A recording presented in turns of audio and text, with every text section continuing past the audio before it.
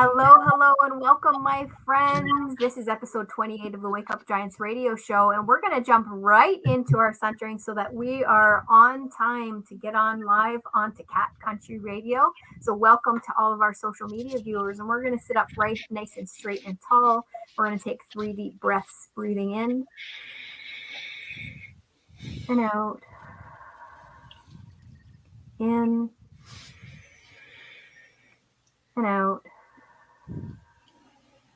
In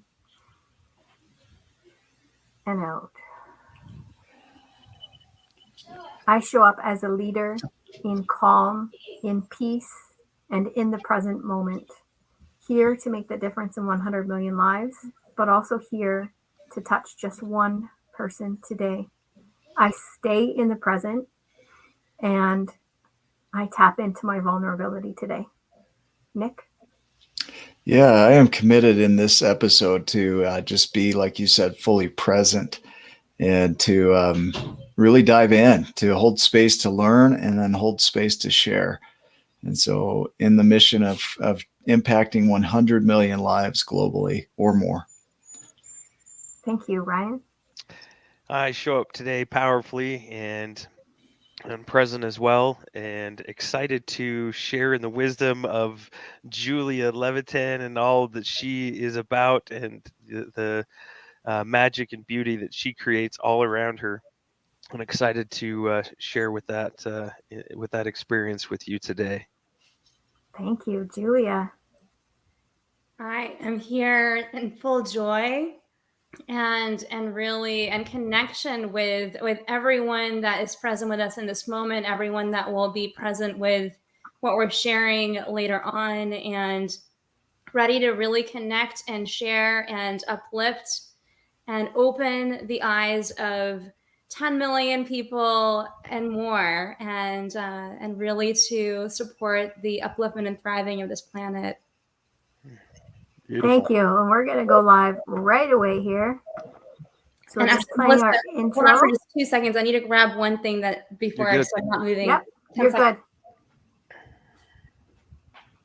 For all of our friends on social media, hello. And we're just playing our intro on the radio show.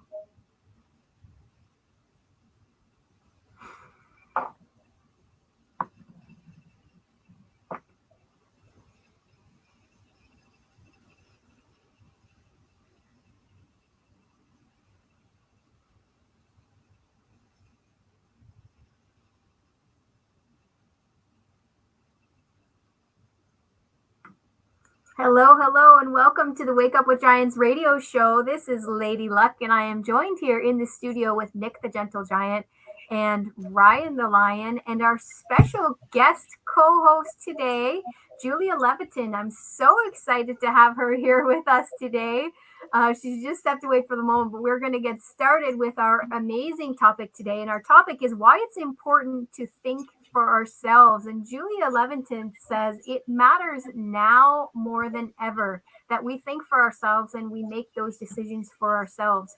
I'm going to move us right over to Nick to get us started. I see Julia just popping into her chair there in the studio, and Nick is kind of shaking his head there, but I'm gonna move over to Nick to get us started because I think he's got a thought or two about why we should think for ourselves and get out of our comfort zone. Nick has lots of great thoughts. I don't think there really is any other way to be than to think for yourself anyway. So if I'm truthful about it, you're already doing that. Now, being conscious of it, that might be another story. And so for me, I would dive into the world of consciousness. What are you aware of and what are you unconscious of? Because the thinking is already happening. It can only happen within you. So who's influencing that, you or somebody else, right? That might be more the start point. Julie, I saw your head shaking around that. What's coming up?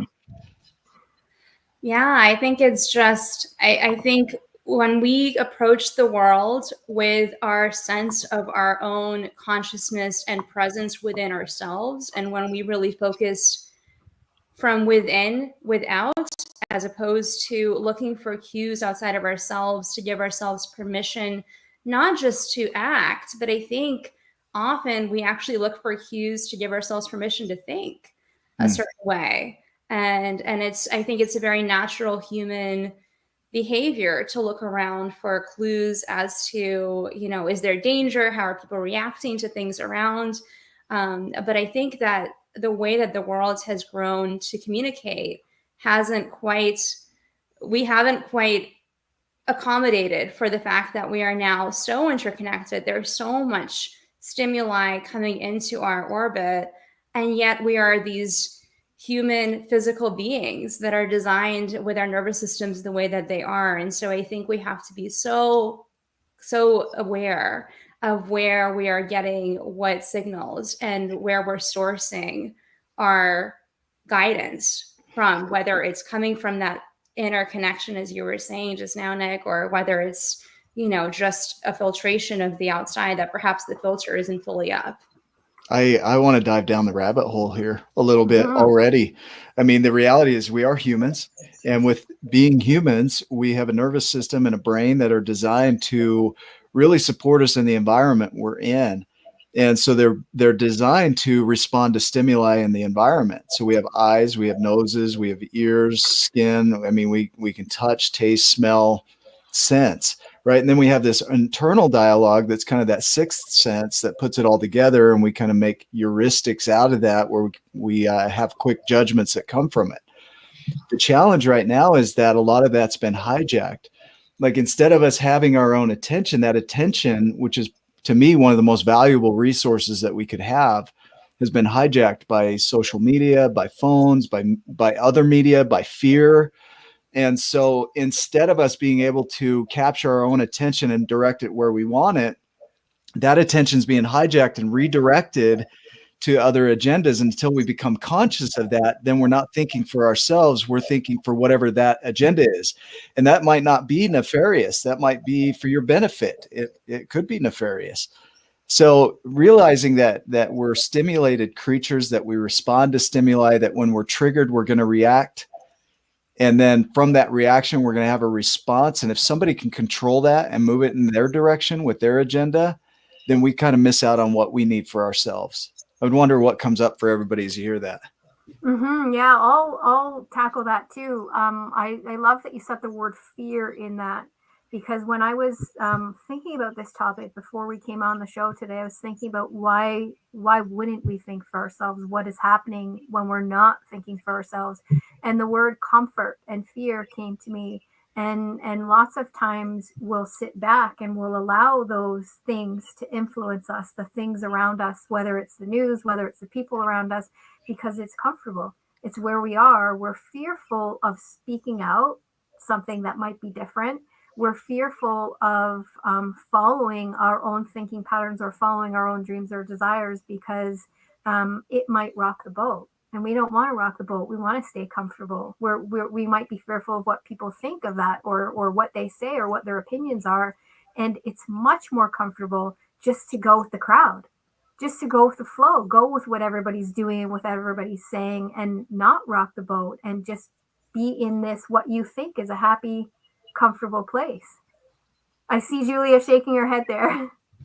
Well, and I think everything you said is so true. I think I was listening to a couple of people actually recently talking about the idea of kind of, how fragile we've all become and how, we used to, a little while ago, granted, but we used to be in a zone where we were running away from from tigers and lions and bears and really dealing with the world each day. And now, being in a situation where we're suddenly confronted with having to say something that may not be received well by someone or maybe new to someone, that is our biggest stressor, and that's what keeps us up at night. And I think that there's a real opportunity for us to reframe how much weight we give to each interaction, each communication, and bring in a little bit of play. Because how will we discover what's true for us and what's real for us if we're not willing to play? And I think we can play on social media, but my encouragement is to play,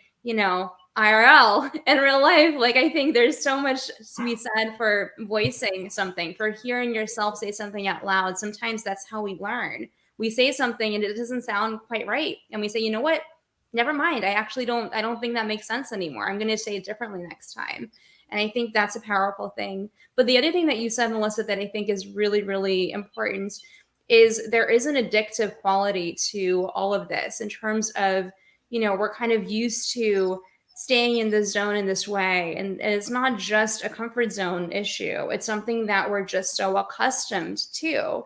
And it's so habituated. And I think that the mental piece of it that we're talking about in terms of taking information in and wanting to mirror the same thing back because it's more comfortable is as much a habit as this kind of adrenaline cycle that we've been running in our physiological state, which is perpetuated partly by information that's coming in that's, some of it is triggering, whether it's a fear trigger or a kind of an intense passion trigger, yes, I want to stand for that. And that, kind of from that place of, fight or flight.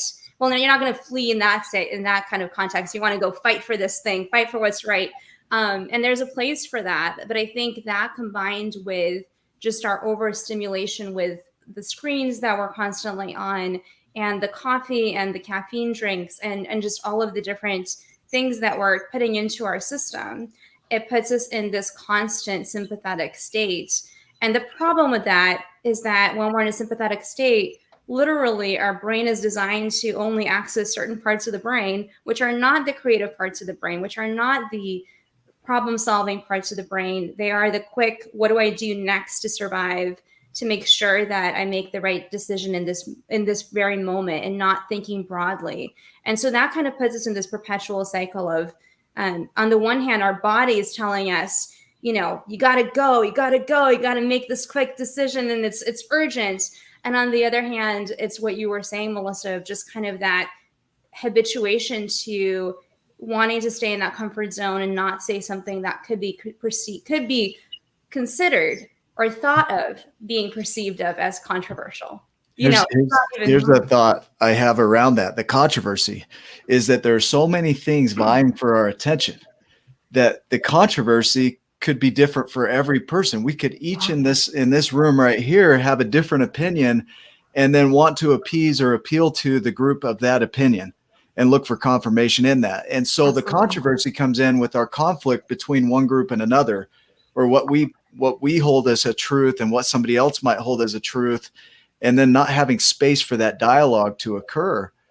The idea of us being in a sympathetic state where our brain does shut down, goes into the reptilian mode, the fight or flight response, in place of what you're talking about, the rest and digest response, where you're actually more creative and more open to possibilities. It seems like our society is going from one fight or flight scenario to the next, to the next, to the next. And we're not pausing enough to really get that rest and digest in. There's that key there too, is the pausing, the stillness, to really see what is your operating system. And all of you, shake your head, right? Because that's not the normal. Is you live your life, you have a childhood, you get good grades, go to school, get a good job, to and from work, maybe have a family, pet or two, live life, blah blah blah blah blah. Like go on vacation once or twice a year, do the Disney thing, whatever. That's kind of like society's norm, right? Like that's the normal. To pause and to think, to sit with yourself and then go, okay, well, is that my normal? Is that what aligns for me? You might just be going through the motions thinking that that's the right thing, and you might never know if you don't sit with yourself. We talked in our last episode of Wake Up with Giants TV with Amanda Monk about going into your shadow work, going into yourself and finding out, okay, what are the dark parts? Where's the programming? Where did it all come from? And by 7 years old, you've gained most of that. Well, at 7 years old, like most of us probably don't remember before 7 years old, or a good chunk of it. We might remember bits and pieces, but that programming is instilled in us pretty young. So finding out, okay, what was I taught? Tiger Woods is a great example, and this comes from Stillness is the Key. It's Ryan Holiday, and he talks about Tiger Woods and his father and go listen to this book on Audible. Go get it. Go read it. Whatever you got to do. But he talks about how Tiger Woods would watch his dad from his high chair. His dad didn't really want to be a dad again. He was his second marriage. Didn't want anything to do with necessarily with Tiger Woods at the time. He wanted to do his own thing still. So he'd golf in the garage because he couldn't leave Tiger. So he just set him in a high chair, and he'd sit there and hit balls all day long. And I think it was a very young age, 9 months. He slid off his high chair, grabbed a golf club, and hit the ball because that's all he saw his dad do. And then 2 years old, got on TV. Stillness is the key. If you don't know, Ryan Holiday, and then was like, okay, this is that everyone thought it was cute when he got on TV and hit the ball, and that you've probably seen that. If you haven't, you can watch it on YouTube. But here's the thing is that Tiger Woods, his dad, the way of that he was with Tiger was absolutely insane. Most parents would look at that and go, that's crazy. The way that he would talk to him, the way that he would treat him. He was so hard on him that they had a safe word. And the safe word was enough. That's all Tiger had to say. But he was so scared to say it and didn't want to say it because he was scared of the consequences of what that would bring, that then he learned to embrace that and would push himself.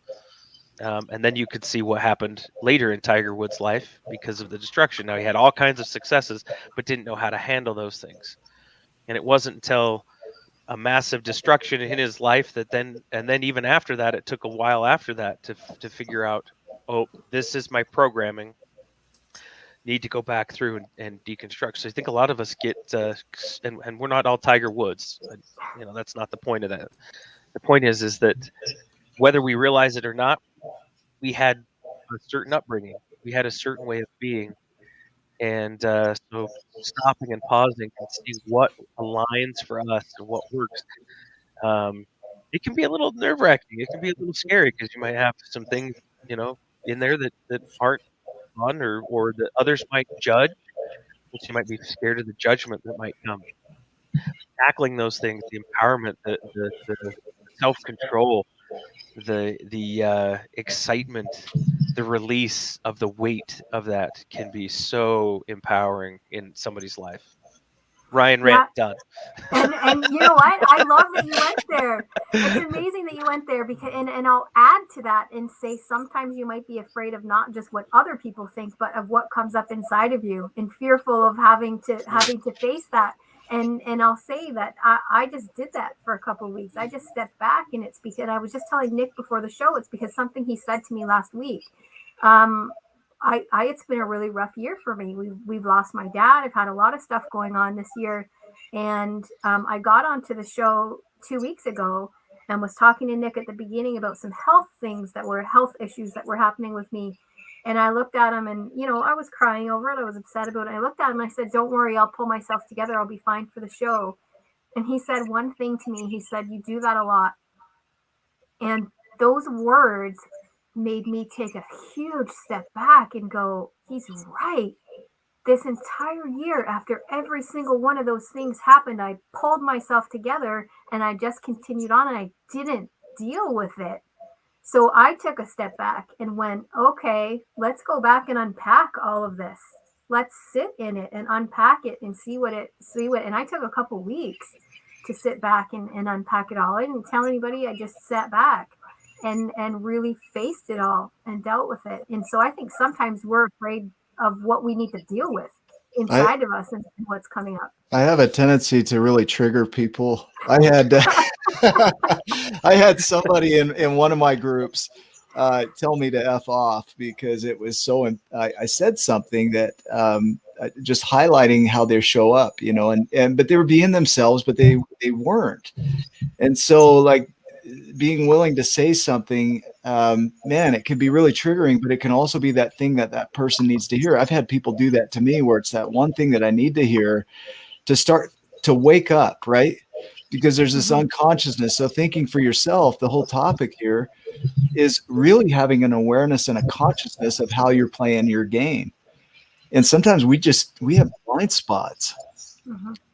Well, and that I think that's the big thing. It's that there is no game that's defined. We get to create our own game. So I mean, step one is there are no rules, right? Like, Yeah. someone at some point made a rule about any number of things that we do now, right? Whether it's our laws or whether it's the idea that we sleep on beds, like all of like who decided that? Like, and if you travel the world, you realize, wow, there are lots of different ways of approaching this life that I'd never even considered. And so it can be big and it can be very small, and it goes down to the very way that we think and form sentences, and language really in some ways imposes boundaries on what we can even think, and how we can think about how we can put our thoughts into, how we can put meaning into our thoughts. But so Will you nerd out a little bit? Will you go into that, some of the mechanics? Yeah, in terms of language. Yeah, like and biology and how it works together to create what we perceive. Like, yeah, I think it would be important to really dive into some of the physiology of how our bodies work and how we create meaning.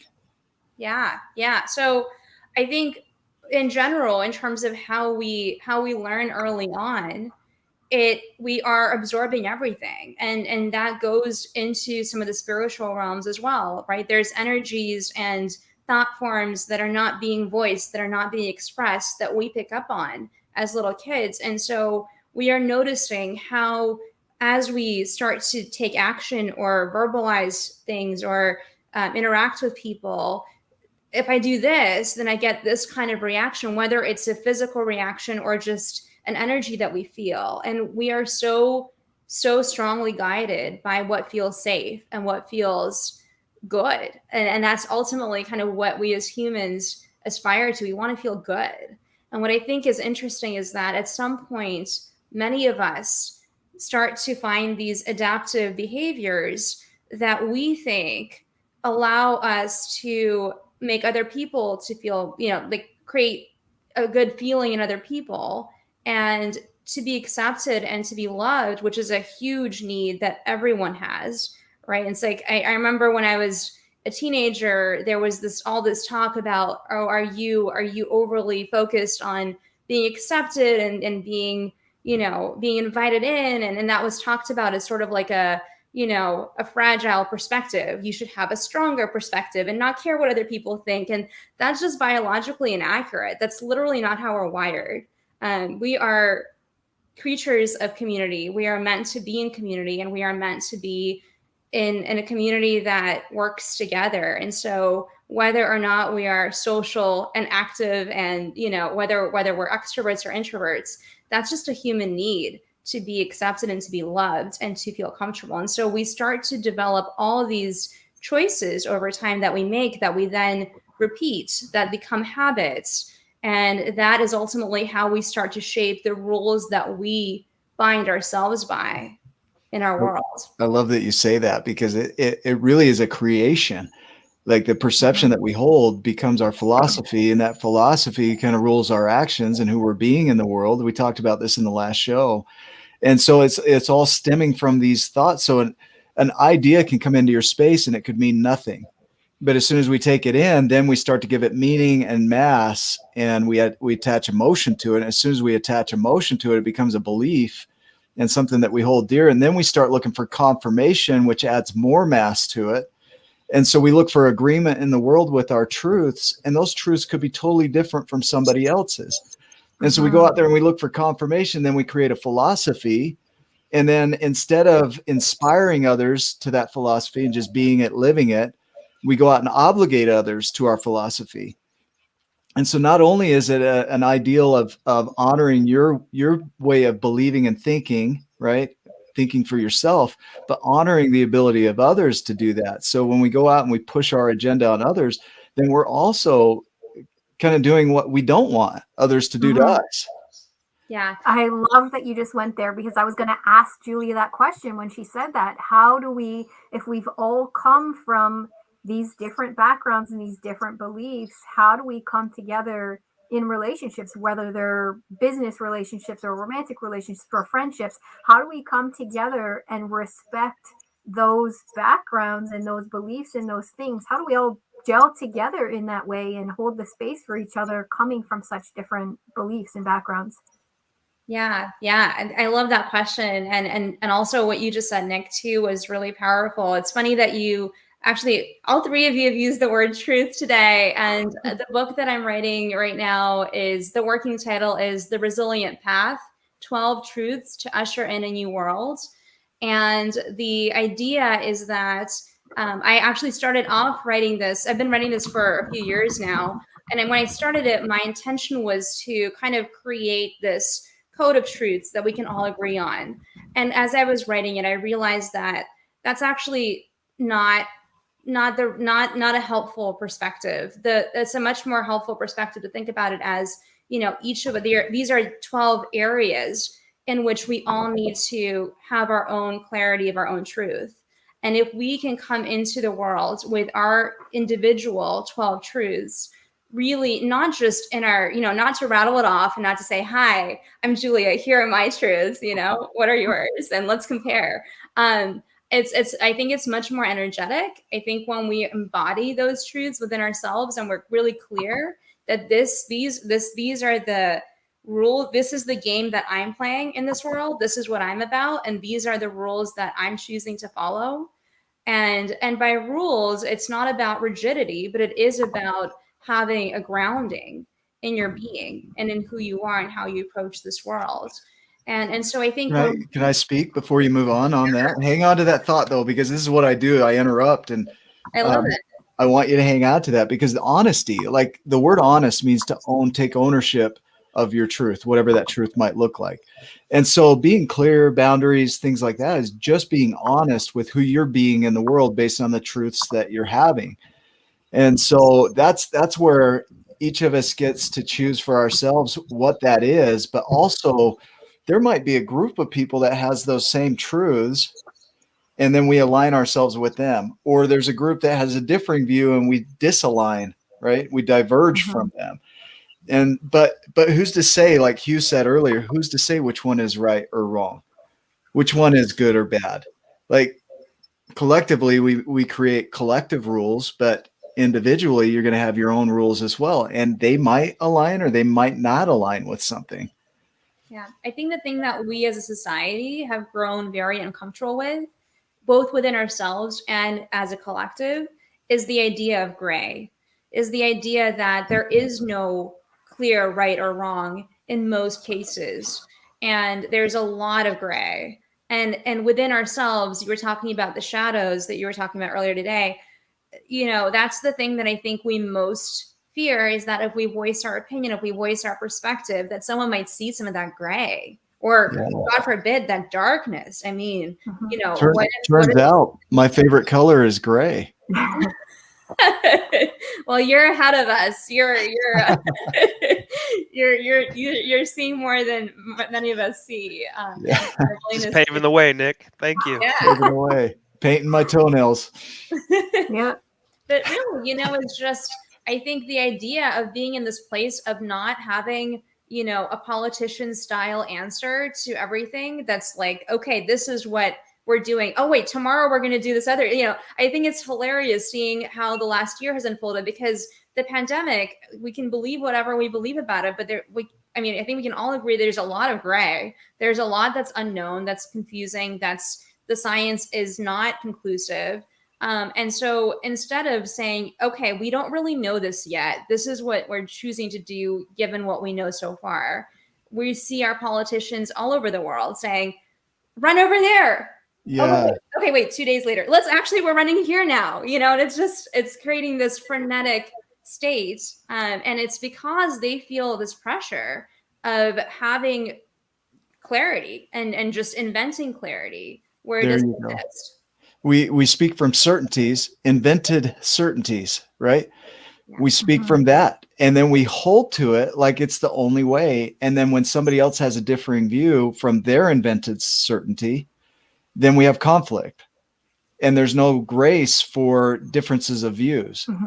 And that's where there's intolerance, and that's where there's battling, and there's a not seeing it or an understanding from where that person might be perceiving it from. There's no, from either side, there's no grace for that. And so until we come to that, and own our truths as they are, but also hold the space for others to own their truths, then we're going to have conflict. Yeah. And it's in our discomfort and fear of exposure of our own gray and judgment of it that we run into then judging other people's grays and then attacking that. So it's like it's a projection. And that's why I think the resilience, in order for us to be resilient on this planet, which is required for any of us to be successful in playing whatever game of life we're about, but it's also necessary for us to come together as a collective. Our collective needs to be resilient because we live in an uncertain world. We live in a changing world, in a dynamic world, and we are luckily dynamic beings. We get to change with it if we allow ourselves to. And so I think, to answer your question earlier, Melissa, I think if we are clear on our truths and we are clear on who we are and we are willing to sing that song and to play that symphony on full volume as we walk out into this world, then naturally, and if everyone's actually doing that, then naturally we'll see who we're harmonizing with. And it's, I think, in the honesty and in the, I love the root of honesty. It's so fun. I love that you mentioned that, Nick, of the word. But, you know, if it's in that vulnerable honesty, in that gray honesty, and the willingness to just present our gray symphony, you know, which has all the different colors in it and it plays with the colors, that we will discover those people that are currently aligned. And they don't have to be permanently aligned. It may be, you know, that they're kind of, we're walking down these paths, and during this 5-year or 5-minute or 5-century, you know, portion of the journey, we are joined and we are aligned, and then we keep moving on our paths, and that's okay if we're willing to be honest about it.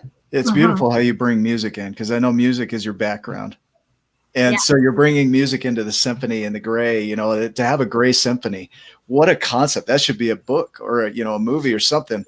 It's this gray symphony of how can you sing your gray symphony if you're not honest or not taking ownership of your truths. Now that I'm feeling some conflict come up inside of me, is like, how do you step into that space where you are okay owning your truth? I guess publicly, right? Privately, we might be okay with it, but publicly, it might be a different story. And I'm gonna put us on a quick commercial break here, and I want you to hold that thought, because I think it's a great thing to continue with.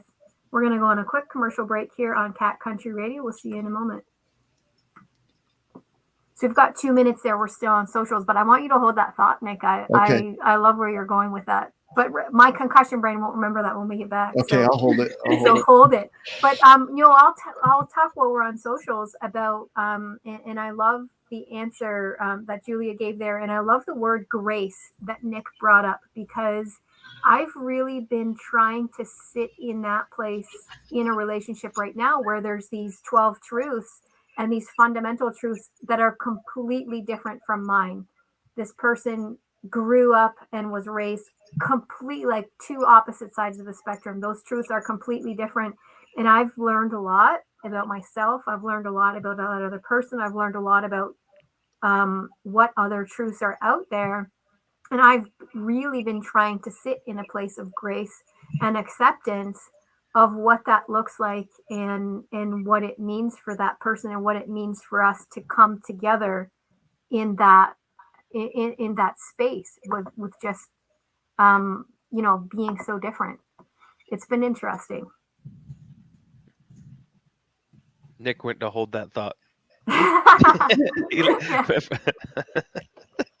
I was just taking this opportunity to share this on my social as well, because it didn't pop up at the beginning, and then I got engrossed.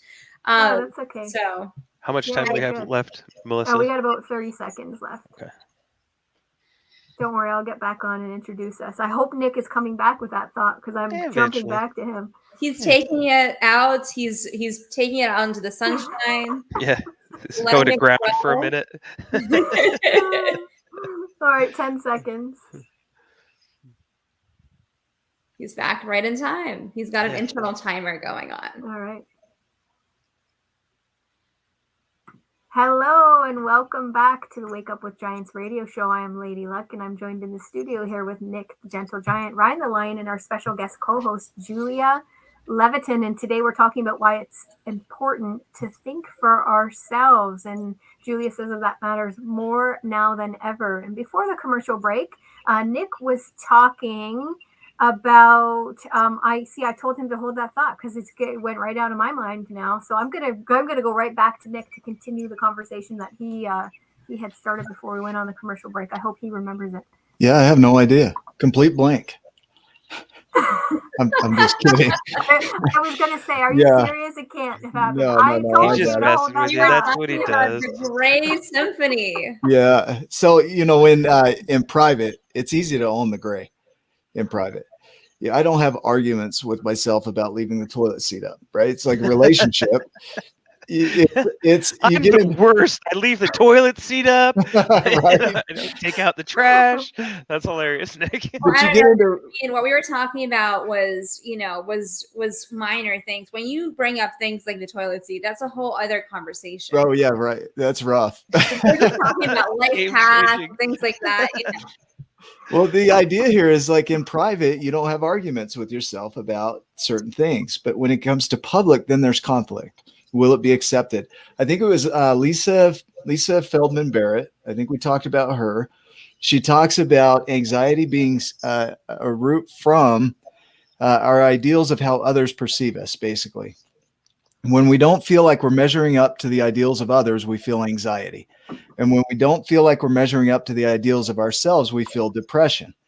And so when we're in public and we're around other people, we feel more anxiety around how we're perceived. When we're by ourselves, we feel depression around our perception, right?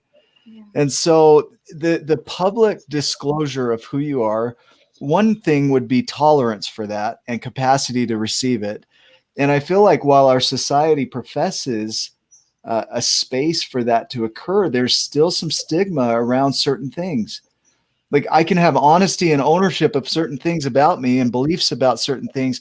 But the moment I share that publicly, the space for that really matters. Does that make sense? Mm-hmm. Yeah, not even just publicly, just even with one other person.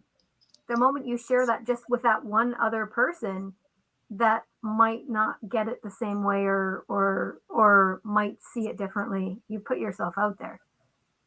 Yeah. So I think it's interesting because, it's funny for me to even hear myself speaking in this way because I wanted to go to a very practical response, but then I was kind of guided to go into a more spiritual perspective because, until I was in a near-death health crisis experience, I did not realize the degree to which energetic flow can impede our physical wellness. I always kind of understood that has a lot to do with our creativity and things like that, like a creative flow or energetic flow. That totally makes sense to me. But I didn't realize that our physiological state has so much interconnection with our energetic flow. And so when the energetic flow is interrupted, there is a stasis that happens physically that results in lots of different things for different people. And for most people, that state of anxiety that you're talking about, I love how you put it. I've never heard it put that way, that anxiety is what you experience when there's kind of discord externally, and depression happens when there's discord internally. And I think it makes sense if you think about it energetically, because energetically you feel that friction of those symphonies not harmonizing, and you can choose to take that stimuli, that information, to mean, all right, well, I had this lovely interaction and I learned something here. This person is not in flow with me at this moment around this thing. Great. I'm now going to move on to the next person or the next experience that I'm going to have, and I'm going to learn whether that's aligned for me or not in this moment. And I just take that as that information. That's all it means. Not right or wrong, right? This is alignment. Yeah. It is that doesn't align over here, so let's go to where it does align. It's just basic attraction. It's like what cells would do, or any kind of moving material would do, is it's going to find things that it's attracted to, like magnetism in a way. Right. That's right. And what we do instead, what I do frequently And now I understand that I do it, but I still do it regularly, just to test, which is that, I either go to this place of, how can they not understand this? This is really frustrating. I am really in upset right now. I don't even know if I can be friends with them if they feel that way about this obvious, really clear thing to me. Or more often for me, I go into this place of, well, maybe that's not the right way to put it. Maybe they got a point there. Mhm. That's maybe, I don't know. I got to rethink this. And then maybe I I have need a to vision. tackle my next conversation, because I don't know if I'm in the right place for that now. Yeah. I have a vision of a magnet, right? You have north and south poles, and you put two opposing magnets together, the opposites attract, but the opposite or the same push away from each other a little bit. But imagine the magnet comes around and it gets rejected because the poles are off. And then the magnet's like, I'm a faulty magnet. I'm no good. I am worthless. That's No, your exactly right. poles are just off. It's just not attractive. That's it. Yeah, you have unattractive poles. And I love where Julia went with that too, because I think that it also puts us in a place of learning, learning about ourselves and learning about other people and about other things. And I found myself doing that. I found myself stepping back and saying, okay, that's a different way to look at it. How do I feel about that different way to look at it? I've never thought about it that way. I've always seen it this one way because these are my beliefs, right? I've always seen it that way. So now I can open up to that and really see whether I agree with that or whether I align with that. And if I don't align with that, can I be graceful about it, and can I be accepting of that viewpoint? I really have been finding myself that it's a place of learning new things, learning what I can accept and what I can't accept, learning about things that I never even thought about before. For me, I think it's been a wonderful place. It's been topsy-turvy, but it's been a wonderful place to be in, to really see a different perspective and learn more about myself, and have some more introspection about who I really am and what really does align for me. Sometimes we think things align and they don't really, right? We've just always thought that way, and so we go, well, that's just always how it's been done, and we don't actually sit back and think about it, right? About whether we really want that. I keep wanting to stutter into this, right? Like interject myself here. We talked about shadow work today, that when you're triggered, it brings up your shadow. Well, the shadow is your opportunity to really look at the parts that you're hiding or withholding, or maybe even not conscious of. And so when you're triggered, Susan Anderson in her work, she talks about the swirl method, that there's a shattering or a triggering, a withdrawal, an internalization, a rage, and a lifting. And so she sees that as the process of people working through abandonment, which is a form of loss, which would be a grief process. And so in the case of a conflicting view, and we're triggered by that, and it would make sense for us to withdraw from the situation, to not cause additional harm, just to withdraw from it, to withdraw from the trigger so that we're not stimulated or overrun. And then to internalize, to go into this process of really looking at what aligns for us and what doesn't. And if there's any rage, to have, like from the book, Radical Honesty, to have radical honesty about what we hold as a truth, or to adjust that truth in that rage so that we can lift out of it. And then when we lift out of it, we re-engage with life, and maybe those people, maybe somebody different, right? So we either move toward it or away from it. But going through that process of being triggered, withdrawing, internalizing, raging, and then lifting, that makes so much sense to me in all of this, because it's this process of really reflecting and looking at what aligns for you and what doesn't. Yeah. And I think the thing that gets in the way of the rapid processing and learning and integration, and then the acceleration into the next game, next activity, next experiment, is our resistance to that process. And whatever that process is, whether it's that process or simply just, I think we tend to, whether that's what occurs or something else, it kind of doesn't matter. Right. I think we love to dig into what is happening right now. What's going on in here? How do I process this? And I think that if we were just willing to be, I think there's value in understanding it and and having that recognition. But then when we're in the game, just be in the game. It's sort of like, like Tiger Woods or Kobe Bryant, any major athlete that's achieved tremendous success. At some point, they studied the mechanics of everything that they do. But when they're in the game, they're just doing it. If they miss something that they're doing, I'm not going to try to get into sports terminology because I'm going to get myself in trouble. But if they miss something, it didn't go as they planned, which happens to every athlete, at some point, some more than others. They keep going. They keep playing the game. They don't go like, hold on, pause the game. I need to understand what's happening here. I need at least a week to unpack this. Why did I miss that? What happened here?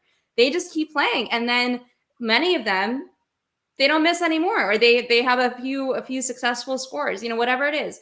And then they win the game. And that's, if we want to be playing this game and we want to really learn as much as we can and grow as we play, we need to get to this place of releasing the process and allowing ourselves that physiologically we'll learn how we learn. Mentally, we'll learn how we learn. Oh, I had a trigger. Oh, that's interesting. Okay, let's go. What's the next? What's the next thing? And the more that we can get into that flow and that play, the more we'll find those magnets that actually align with ours in this moment. And I love what you said, Nick, about the magnets, because the magnets are not going like, I'm having an existential crisis about being a magnet. Maybe I should have been like a pin instead, or, a fridge. I mean, why am I not a giant fridge? I want to be a giant, but you are actually a giant magnet already. And that's an even more powerful vessel than a fridge.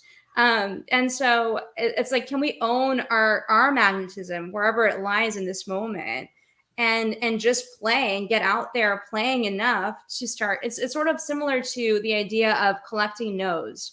When you're out there and trying to enroll someone into something, it's a game you can play with your mind that I've taught clients for many years, which is, because usually clients will talk to one person or two people and they'll get 2 no's.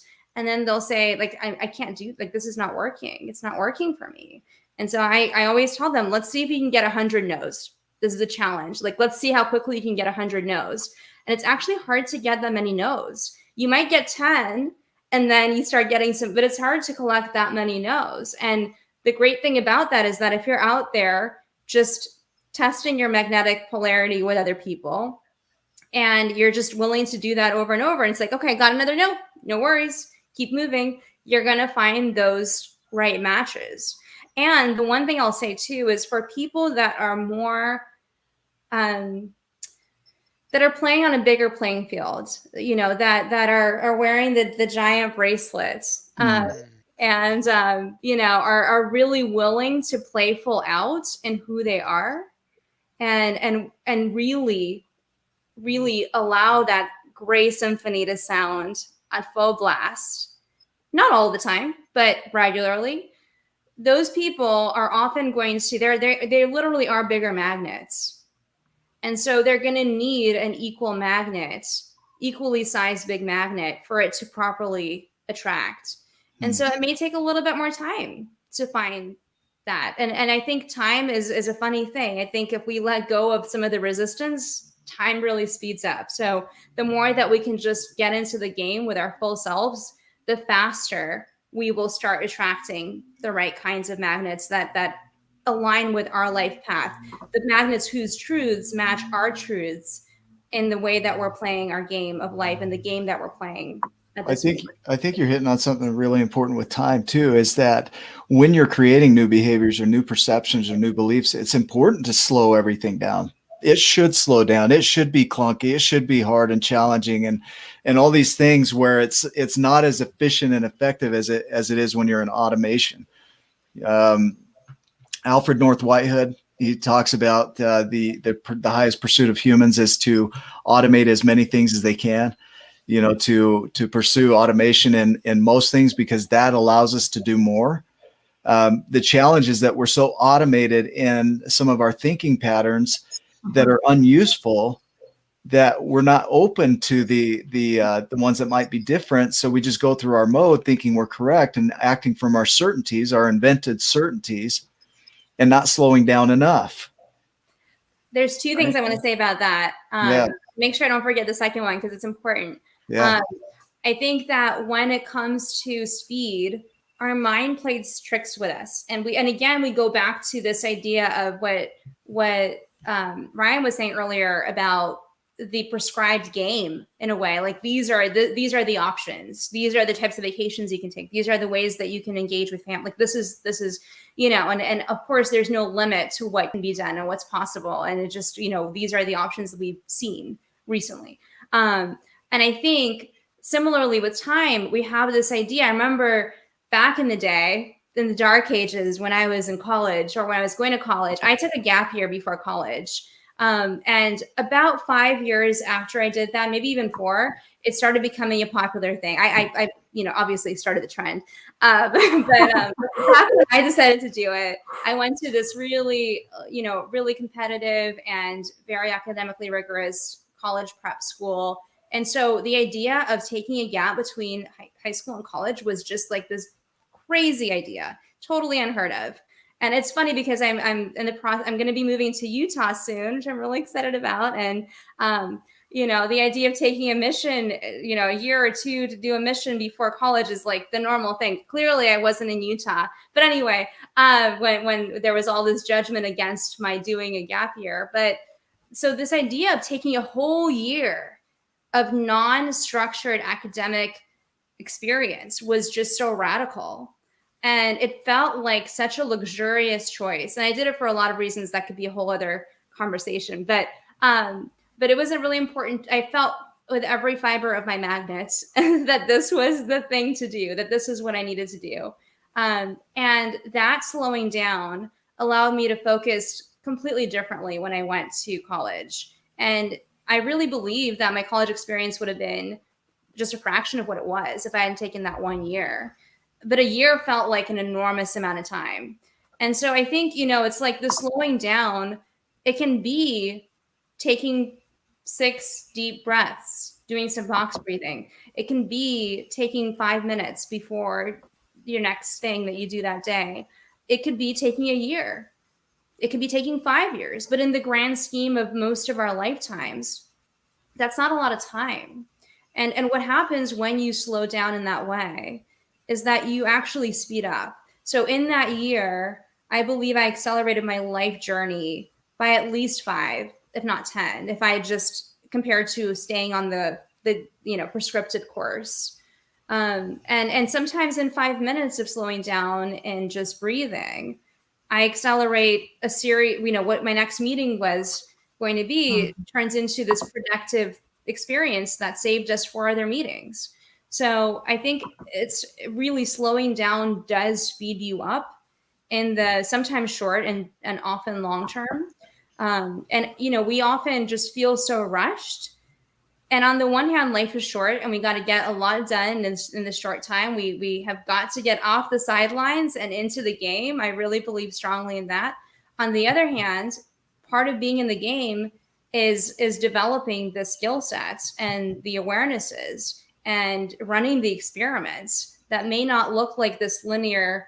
Wait, this is backwards. Linear success line. Success, it often kind of looks like this. Yeah. And it's like, it's kind of like this, like Bitcoin lately. It's like whoosh. Well, it doesn't really matter, like that there was all this stuff, as long as you're in the, you do what you need to do to be in position for this acceleration. Like it doesn't matter that it didn't go this way in this linear path. And that's never how it works in anything. So that's one piece. Before you move on to part 2, hang on to it because Ryan's got the memory up there too. But the moment, the word moment came up somewhere in history, and it literally means a minute and a half, a moment. And I think of musically, this is going to date me. My mom used to have us watch Hello, Dolly, right? And there's a song that says it only takes a moment. But it only takes a moment and a little bit of acceptance that you're doing something the way you're doing it. And that acceptance and then curiosity, like we talked about in our last show, opens the door for possibility.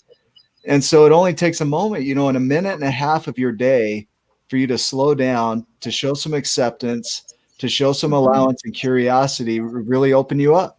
So that's it. That was my interjection. Well, Yeah. hello, Dolly.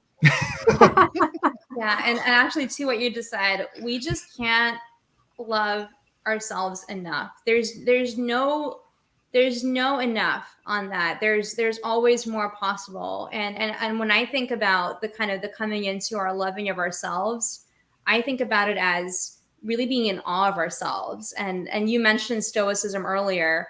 I love amor fati, which is this concept of loving what is. And if we're really going to love what is, that includes us, because we is like we are here, and we don't really know where we came from, and we don't really know where we're going, and we don't really know what we're made of.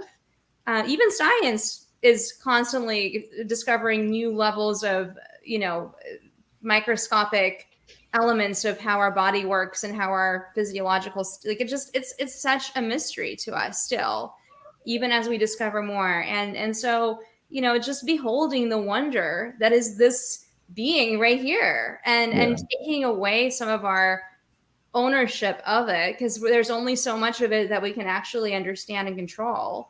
And so you got to jump to number 2 before we run out of time here. I know. I'm looking at the clock too. Well, number 2 is kind of going back to this physiological idea. You were talking about the slowing down being necessary and helpful. And again, if we want to access that creative brain, if we want to access our full perspective, literally, I mean, it's in terms of how our eyes work. It's been studied that when we're in that fight, flee, or freeze state, our peripheral vision just goes away, because our body needs to use all of its resources to focus forward. And by the way, the other thing is, in parasympathetic, it's called rest and digest, because literally that's when we digest. What we do when we're in sympathetic state is what is it? There's another term that comes, but basically we dump. Like we just dump whatever's in there. Yeah. Do not process, just dump, because it's extra You weight. offload the excess, right? Exactly. And that includes all the nutrition that we had earlier that morning. All those smoothies, gone. So it's just, I think, so important for our body to work at its, not just at its best, but just really at its baseline, at the way that it's designed to work, not in this hyper survival, how will I make it through the day mode, but actually really taking in what we put into our body, what we put into our mind, and being able to integrate it the way that it naturally is designed to do. When we do that, then we're going to have that great idea. It's because we're kind of putting ourselves into this, war zone in terms of how we experience our world physiologically. And then we say, create, I want you to create. Why didn't you create today? What are no, I don't have creative work happening here. And it's physiologically impossible. So if we slow down, we have access to so much more. And so then we can accelerate faster just because we're using our whole selves. I think of the elephant with the chain on its foot, and they train it to have the chain, and then eventually they remove the chain or the bowl. It'll just stay there. We train ourselves to say that we can't do certain things, but we don't push it. I don't even know where I was going with that, but I think here's where I was going. The idea of being in fight or flight, right, and creating from fight or flight is like chaining an elephant. Yeah. Right. It's go do a trick while you have a chain on your ankle that's attached to nothing. And by the way, the thing that's amazing is that the elephant learns to stay in its place because it was chained and it thought it was chained, that it doesn't know it doesn't know what to do with the freedom that when the chain is broken that it gets. And I think in my experience, a health crisis is what forced me to slow down, really slow down. I thought I was slowing down before, had no idea what really slowing down looked like. But when I did, it was highly uncomfortable. I had no idea what to do. I didn't know how to access, I had the peripheral vision, but I didn't know what to do with it. It was just a lot of new stimuli. And so I think just my encouragement for everyone is, and I guess as we start to get to close here, is just be kind to yourself, be patient with yourself, be willing to run experiments, recognize that most of what binds you in your mind and in your heart and what feels like a limitation is actually not really there, and to the extent to which you think. And there's very little in life that's truly permanent, at least in our society, in our world right now. I think there are people in this world that are in very different circumstances, and that's a different conversation. But for most of us that are watching this and engaging with this, we really have a lot more freedom than we realized within ourselves and without ourselves, right? And so I think if we were all willing to sing a little bit more loudly, and to just test and to allow our magnet to speak for itself, and to trust that there will be other magnets out there for it, and to do that with deep love and compassion for this creature that we are, and with curiosity and the discovery of its potential. I think that, we're living in a time when there's so much happening in this world, and there truly is a lot of stimuli that's very present. Some of it is exacerbated by the news, but it's there. I mean, that's just the reality. There's a lot going on right now. And Thank you so much, Julia. I'm gonna have to cut you off there because we have another program coming on after us. But I wanted to thank you so much for joining us today. It's been absolutely incredible, and I would love to have you back again to continue on. I feel like there's lots more to say, and we're cutting it off. So thank you to Nick and to Ryan for being on with us again today as well. We have been on with Nick the Gentle Giant, Ryan the Lion, myself, Lady Luck, and our special guest co-host, Julia Levitan. We ask you to join us next week, where we're going to have a surprise guest co-host. I'm not announcing it today, so next week will be a surprise. And we ask you all to stick around and listen to the next show. Its debut is today. It was supposed to be last week. It was postponed to today. To Get Your Life Back with Ashi Mattal and Michaela Chess. They will be on right after us. If you are watching on socials, please do go over to thedawnpiercestudios.com to take a listen. And I am their special guest this week. So go over and take a listen. It was an excellent episode. And I'm going to say goodbye to all of our radio friends here. Love you too. We're still on socials. We're just running our extra on the radio show, and then we'll come back and wrap up on socials here. Sorry to cut you off, Julia. Yeah. Not at all. Sorry for rambling a little bit there. No, you're good. I just want to make sure that you need to shut up. We talk to Nick all the time. Okay. It doesn't. It's okay. If we're on, Ashley can't get on, right? So yeah, no, it's beautiful. Hey, Nick, I got something for you. Oh, okay, Julia might like this too. Okay, here we go. Out there's a world outside of Yonkers. Right? Is that Hello Dolly? Something like that. Yeah. Barnaby? Yeah. Yeah. Way outside this hick town, Barnaby. I just watched that with my oldest the other about 2 weeks ago. Hello Dolly. You watched it just for fun? Just yeah, it was good. It was good. I hear a little judgment coming in, Ryan. I don't care about your judgment. I'll who loves musicals? Judgment. This guy. It's obvious there are magnets in the line. Thank you. I just can't remember all the words right off my head. But... No. Thank you for sharing. Yeah. All right. I just had to send a quick message over there to let them know that we're off air. But yeah, please do, if you're watching on socials, go over and listen on the DawnPierceStudios.com or on the Cat Country Radio app. It's a big red heart with black headphones if you're looking for the app on Android. And Ashley and Michaela are debuting their radio show, Get Your Life Back, today, and I am their first guest co-host. Yay, that's awesome. Yeah. All right. Does anybody have anything final to say to anybody on our socials before we say goodbye there? Yeah, I do. I just want to honor Julia for what she shared. I mean, the idea of alignment really is what it's about, is when you realize and you get clear about what you own as your truths, then you can start looking for alignment in the world. And that's really all it is. It's not right or wrong. It's just some things align and some things don't. And, the letting go, I think that's the biggest challenge, is letting people decide what aligns for them.